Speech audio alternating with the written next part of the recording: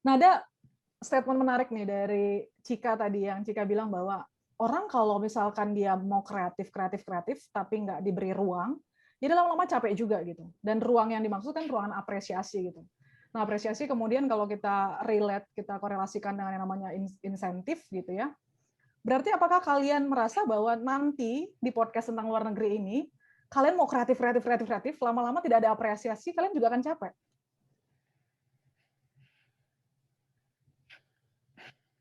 Kenapa gimana? Kalau Lagi misalnya ngomong juga. nggak, kalau misalnya dinyambungin ke podcast kayaknya rada kurang apa ya. Karena gini loh Mbak, dari awal kita juga sebenarnya for fun gitu loh.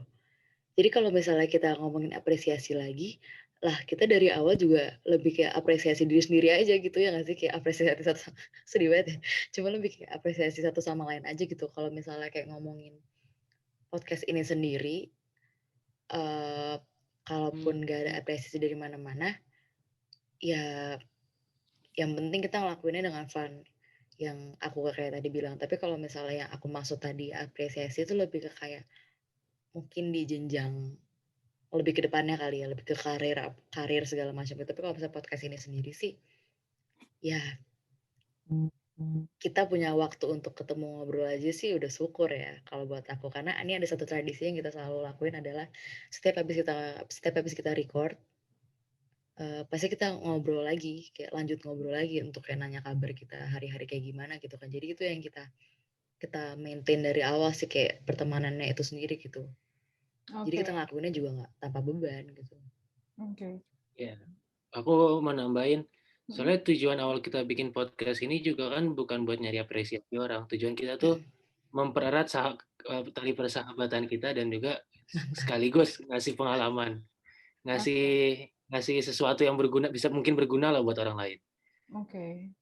Jadi motivasi itu sebenarnya salah satu hal yang penting juga ya dalam berkarya dan menjadi kreatif gitu ya. Kalau motivasi itu yang membuat kita seberapa jauh kita akan melangkah, seberapa konsisten kita akan melangkah gitu ya. Ketika kita punya motivasinya apa dulu nih. Sama mungkin dengan teman-teman yang di luar negeri yang mereka di MIT dan sebagainya. Kalau motivasi mereka ingin memang mendapat apresiasi dalam bentuk insentif, gaji yang lebih besar, fasilitas dan sebagainya, maka mereka akan selalu mempertanyakan itu. Dan mereka mungkin nggak akan pernah ke Indonesia gitu. Dan saya juga tidak bisa menyalahkan Indonesia karena Indonesia we are a complicated country gitu loh. Kita itu tidak bisa kemudian menjamu semua orang, kalian yang di luar negeri datanglah ke sini, kami sediakan segala sesuatunya, kami beri gaji tinggi. Nggak bisa. Nggak bisa. Ada banyak orang di luar sana yang juga makan sulit gitu loh. So kita juga harus realistis kan gitu ya. Nah itulah kenapa orang-orang yang dari luar negeri itu diharapkan bisa mengerti keadaan negaranya sendiri dan kemudian tidak mengharapkan apresiasi dalam bentuk insentif itu. That's very ideal gitu. Itu idealnya gitu. Kebayang nggak maksudnya? Iya. Bayang banget. Kalian tahu Bukit Algoritma yang sedang dibangun di Sukabumi? Silicon Valley-nya Indonesia. Ya. Nggak tahu serius. Ya, Bukit Algoritma yang dibangun di Sukabumi, yang diharapkan jadi Silicon Valley-nya Indonesia, itu diinisiasi oleh ada tim lah ya, dan Pak Budiman Sujatmiko yang kemudian menjadi ketua pelaksananya untuk menarik investor untuk bisa membangun itu, untuk menarik dan approach orang-orang jago, hebat dalam banyak hal, nanoteknologi, nanobioteknologi, dan sebagainya, untuk bisa riset dan mengembangkan produk untuk Indonesia, yang akhirnya Indonesia yang tadinya bisanya cuma belanja riset dari luar negeri, itu kemudian bisa jadi market gitu loh, untuk menjual riset ke luar negeri gitu. Nah, ketika saya tahu ini gitu loh, bahwa ini memang harus sesuatu yang dimulai, dan ketika orang-orang itu diundang datang, itu mereka kan pasti akan mengalami downgrade, benar nggak ya? Gitu. Nah, kalau kalian ada di posisi mereka nih, bayangkan kalian adalah orang-orang yang sangat dinantikan oleh Indonesia, karena kami pasti sangat menantikan karya-karya kalian gitu ya. Yang ketika kalian berkarya, kami mungkin udah tua-tua gitu ya. Ketika kalian pulang ke Indo gitu ya, kalian menghasilkan karya yang luar biasa gitu ya. Apakah kalian juga masih tetap, ya saya bilang kita harus realistis juga gitu. Kayak Akbar bilang itu benar banget, harus realistis lah. Nggak mungkin juga gue nggak makan gitu loh. Tapi makannya di mana dulu nih, kan gitu ya. Makannya lu mau di warteg cukup, atau lu makannya mau di hotel bintang 5 terus gitu misalkan gitu. Gimana kalian melihat ini, situasi ini? Kalian pernah nggak Gimana ya? mempertanyakan itu? Kalian kan sekarang udah tahun terakhir ya. Iya. Kalian akan kembali ke Indonesia, kemudian kalian pernah nggak kepikiran bahwa gue udah di sini, gue dapat privilege dan gue mau berkarya, mau kasih apa ya? I don't put any pressure ya ke kalian gitu ya. Tapi bahwa bukan cuma tugas kalian yang berkarya, yang kami pun yang di Indonesia juga harus berkarya gitu kan ya. Kita punya tugas masing-masing gitu. Tapi karena saya berpikir bahwa pendidikan itu modal yang penting gitu, dan ketika di luar negeri pendidikan itu bisa keuntungannya bisa banyak gitu. Dan apakah kalian punya gitu loh, ketika kalian pulang ke Indo, gue mau ngerjain apa ya, gue mau buat apa ya buat Indonesia. Simple gitu ya, ada orang di Norwegia itu pengen supaya di Indonesia itu ada pemilahan sampah, ya, dipisahin tempat sampahnya gitu ya, terus diajarin orang buang sampah gitu. Ya kalau kita di luar negeri terus ngomongin itu ya gampang ya buat itu. Tapi siapa yang kemudian duduk di kampung itu dan ngeliatin kalau ada yang buang sampah sembarang, ngingetin, Mbak, buang sampahnya jangan di situ Mbak, di sini Mbak. Mbak, itu plastik, taruhnya di sini Mbak, gitu. Kan idealnya kita ketika kita di luar negeri kita tahu kan, harusnya gini nih. Orang Indonesia itu ketika di luar negeri bisa jadi disiplin loh. Bisa jadi lebih teratur loh, ya kan? Tapi ketika di Indonesia bisa buyar tuh gitu. Nah, kalian ketika pulang ke Indonesia, apa rencana kalian?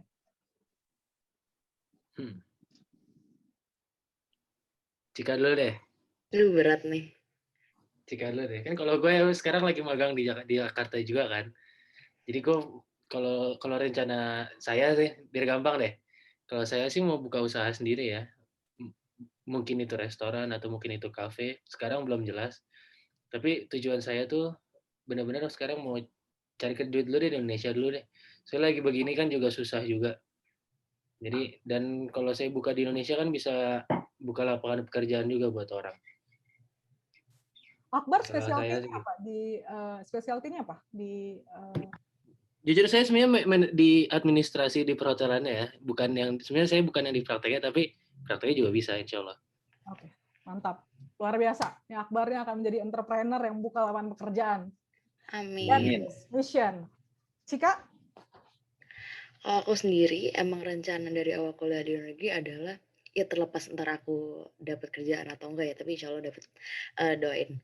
Tapi kalau misalnya dari awal tujuannya adalah kayak ngambil pengalaman sebanyak-banyaknya, dan tujuan kita keluar dari Indo adalah pasti ngambil pengalaman sebanyak-banyaknya, dan yang kita nggak bakal bisa dapat dari Indo kan. Jadi akan ada bekal untuk kita sendiri, untuk aku sendiri, dan aku nggak akan bohong, pasti aku akan balik. Kayak aku jujur aja sampai sekarang belum ada kepikiran untuk kayak stay di sini selama itu, enggak. Cuman karena masih ada keluarga segala macam kan, jadi kayak pasti akan balik. Dan pasti akan balik kayak gimana, jujur untuk kedepannya sih belum, jangka panjang banget ya belum ya. Cuman insya Allah pasti akan ngasih apa ya, ngasih inovasi terbaru lah untuk Indo kedepannya gimana. Tapi kan pasti perlahan, nggak mungkin kalau misalnya untuk kayak buka usaha sendiri, kepikiran juga, cuman kayaknya ya kalau untuk jangka dekat ya pasti akan kerja di perusahaan dulu. Tapi untuk kalau misalnya karena kerja di perusahaan, karena orang-orang kan banyak bilang kayak kalau misalnya ngapain lo kerja di perusahaan, kayak lo nge-serve orang, bahkan kayak nge-serve perusahaan asing gitu. Tapi menurut aku itu kayak suatu learning process, karena kalau misalnya kita nggak belajar dari orang yang expert dulu, kita ngapain kita ngawang-ngawang aja gitu, kayak belum ada modalnya ke depannya gitu kan. Buktinya maksudnya sekarang Akbar juga bilang dia pengen usaha kan, tapi kan dia lagi magang juga dulu sekarang gitu kan. Jadi kan pasti akan ada learning proses yang kita ambil dari orang-orang yang udah berpengalaman gitu. Jadi kalau misalnya dibilang mau ngasih apa ke Indo, pasti ngasih sesuatu insya Allah. Tapi untuk jangka dekat sih aku belum kepikiran, karena aku masih pengen membekali diri sendiri gitu. Karena kalau misalnya kayak kita ngasih sesuatu tapi modal awalnya nggak kuat, menurut aku sih belum berani, jangan dulu kayak. Karena kita akan mikir jangka kedepannya potensinya segala macam gimana kan. Gitu sih. Mantap. Raffi? Aku sebenarnya udah kepikiran dari dulu sih sebenarnya suatu saat nanti emang akan pulang ke Indo dan mengkontribusi lah, ya klisenya berkontribusi untuk bangsa. Tapi itu emang suatu hal yang udah saya pikirkan dari dulu. Tapi kalau kita ngomong tentang apa yang bisa saya lakuin dalam waktu dekat, mungkin nggak banyak. Cuman aku udah banyak kepikiran ini sih. Apa-apa yang bisa dilakuin untuk memajuin Indo. Mungkin gampangnya tadi udah disebutin dari pemilahan sampah, terus nanti pengolahan sampah. Dan mungkin yang paling lagi hot banget nih, lagi trendy so to say adalah energy resource. Di mana itu saya sempat diskusi juga sama teman-teman di sini bagaimana ya kita bisa shift lah pemakaian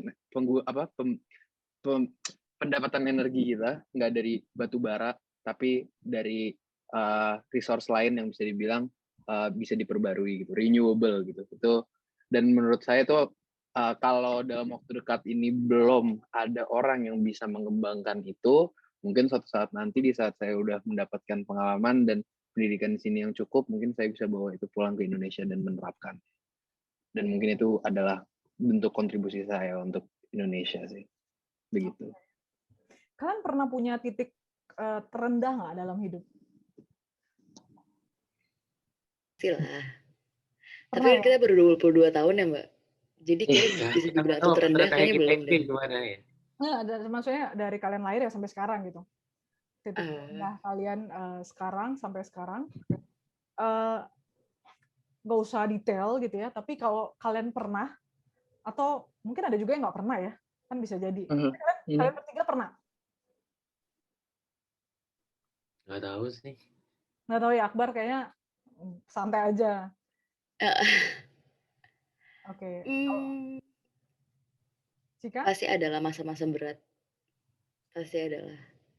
Okay. Ada good and bad days pasti ada. Cuman kalau misalnya dibilang titik terendah, sih kayaknya sih insya Allah itu kita masih bisa survive. Jadi kan mungkin kayak belum rendah-rendah banget kali ya. Iya, itu dia benar rendah banget. Jadi masih. Cuman ya. Cukup ini juga sih kayak bertanya-tanya kan ada juga teman-teman yang di usia 20-an gitu ya. Kemudian orang kalau tanya ya, itu kan ada quarter life crisis gitu segala macam. Kalau saya sih waktu di usia itu saya nggak merasa itu ada ya gitu.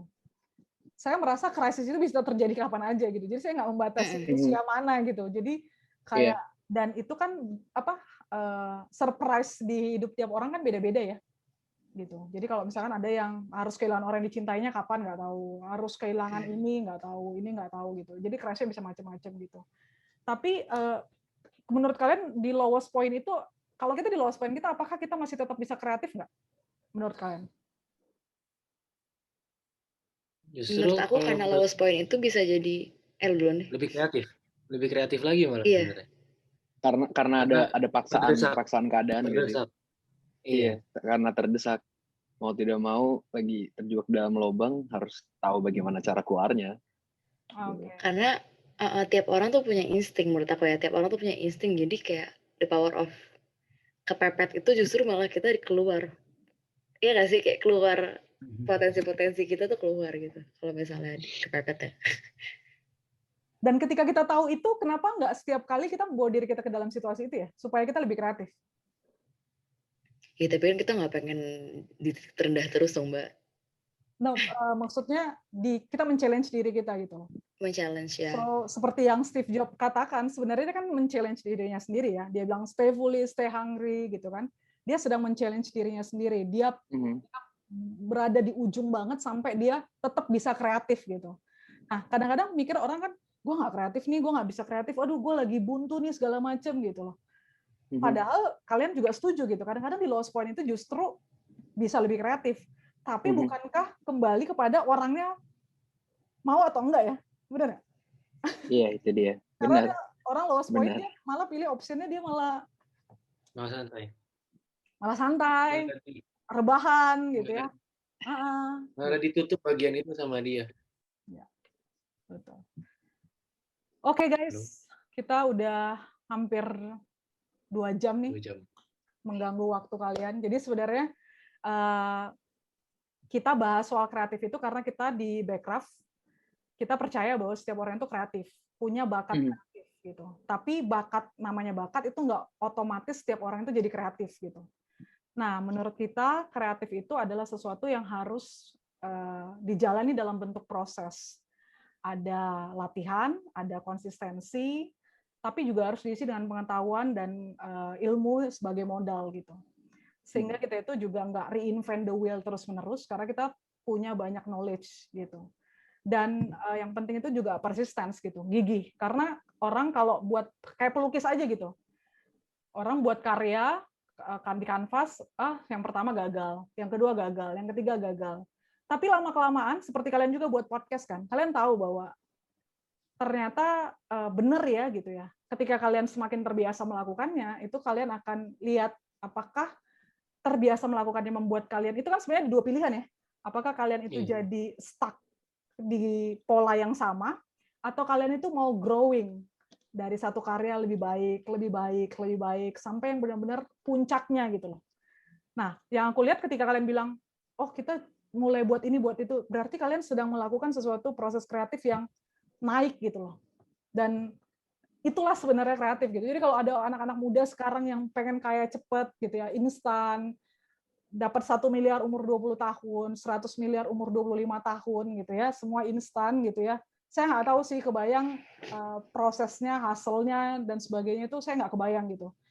Tapi kalian juga tidak menjalankan itu kan, maksudnya kalian tidak terlalu percaya kalian harus mengumpulkan nih, mungkin kalian juga udah punya banyak tabungan gitu ya, tapi kalian nggak, apakah kalian juga termasuk orang yang gue harus punya 100 miliar di umur 25 tahun, atau udah punya sebenarnya?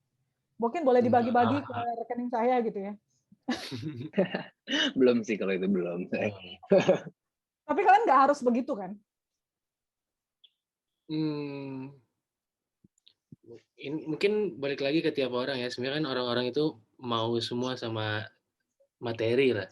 Tapi ada beberapa orang, ada orang yang bisa ngontrol itu, ada orang yang nggak bisa ngontrol itu.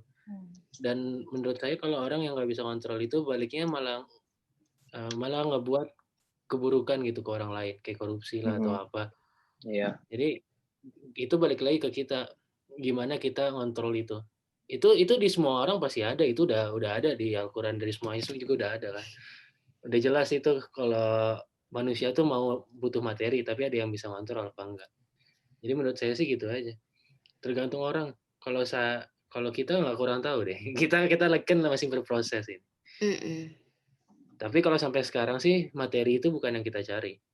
Baik aja ke tadi, kita tuh cuma mau mempererat persahabatan. Iya. Tentu kalian bukan mau mencari 100 miliar juga kan di podcast tentang luar negeri kan? Belum kan? Enggak. Kalau kita maunya 100 miliar, tiap 1 menit kita taruh iklan. Ini kita nggak ada iklan.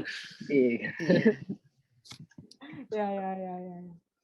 Oke, guys, luar biasa dan besar harapan saya pribadi kalian tetap berkarya di podcast tentang luar negeri. Saya dengerin kalian. Amin. Makasih. Ketika kalian ngobrol dari podcast pertama, kedua, ketiga, sampai saya masih di podcast keempat kalau nggak salah ya. Masih pengalaman sendiri. Ya, masih pengalaman sendiri. Terus ada yang cerita bahwa ternyata culture shock-nya gitu ya. Wah, dulu nih yang bayarin uang sekolah bisa supir nih, gitu kan, ada yang ngomong gitu ya. Gitu. Tapi kalau di luar negeri kan nggak bisa semua ngerjain sendiri gitu, ya kan. Tapi ya itu kan semua proses lah gitu loh. Maksudnya tidak ada yang bisa menghakimi proses siapapun gitu. Kalian punya perjalanan kalian masing-masing. Saya pribadi cukup concern dengan anak-anak muda yang sekarang itu terlalu noise dengan dituntut untuk hustle, dituntut untuk capai sebanyak-banyaknya uang sebelum usia mereka berapa, dan akhirnya mereka bisa jadi ada FOMO lah, ada yang mereka depresi dan sebagainya gitu. Dan aku berharap kalian jalani aja prosesnya, kalian berkarya semaksimal yang kalian bisa, do your best gitu ya, take your time gitu ya, karena itu semua butuh proses, butuh perjalanan. Kalau kita tanya ke orang yang lebih tua, walaupun sekarang zamannya internet, itu nggak akan buat kalian jadi kenapa-kenapa kok. Kalian harus, anak-anak muda itu harus bisa berani mencukupkan diri mereka dengan apa yang ada cukup buat mereka. Karena dunia sekarang memang udah luar biasa berat sih, apalagi negara-negara, kalau di Malaysia mungkin secara ininya masih kuat ya, religiusnya ya, masih kuat ya. Masih mirip lah sama Indonesia. Ya, gitu. Tapi kemudian di US dan di Europe, orang-orang lokalnya juga nggak terlalu kuat ya untuk religiusnya, benar ya? Mereka mungkin lebih sekuler, setuju nggak ya? Iya sih bisa dibilang gitu. Walaupun itu kembali ke urusan mereka dengan yang di atas, tapi intinya ya semoga dunia ini tidak membuat kalian berhenti berkarya. Saya akan tetap mendengar podcast tentang luar negeri. Kalian sudah melakukan yang terbaik, menyisihkan waktu, memberikan karya, dan tetaplah melakukannya. Gitu. Kalian ada pesan dan kesan yang kalian mau sampaikan buat siapapun, untuk apapun? Silakan. Terakhir nih, sebelum kita closing. Apa ya? Apabila kalian ada keraguan untuk berkarya atau mengembangkan diri, itu hal biasa untuk takut. Tapi hal yang luar biasa untuk mengalahkan rasa takut itu. Jadi jalanin aja. Apa? Luar biasa. Silakan yang lain. Akbar mungkin? Apa ya? Kalau saya sih, teman ini Musandi sama Cika juga pasti tahu. Moto hidup saya cuma satu, jalanin aja. Pasti kita bisa ngejalaninnya. Jujur kalau ditanya teman pasti ngeliat saya begitu terus. Soalnya itu udah takdir kita ya, kita harus jalanin aja. Kita harus selalu positive thinking aja, kita nggak boleh pesimis. Ya, luar biasa. Mantap. Akbar, Cika mungkin sampai jam 1 di sini, 1 pagi Indonesia. Ini sekarang jam 12:05. Apa ya, ini kayak, ini lebih ke self-reminder juga sih. Jadi, kadang-kadang kita suka mikir kan kayak, aduh gue insecure banget nih gitu kan.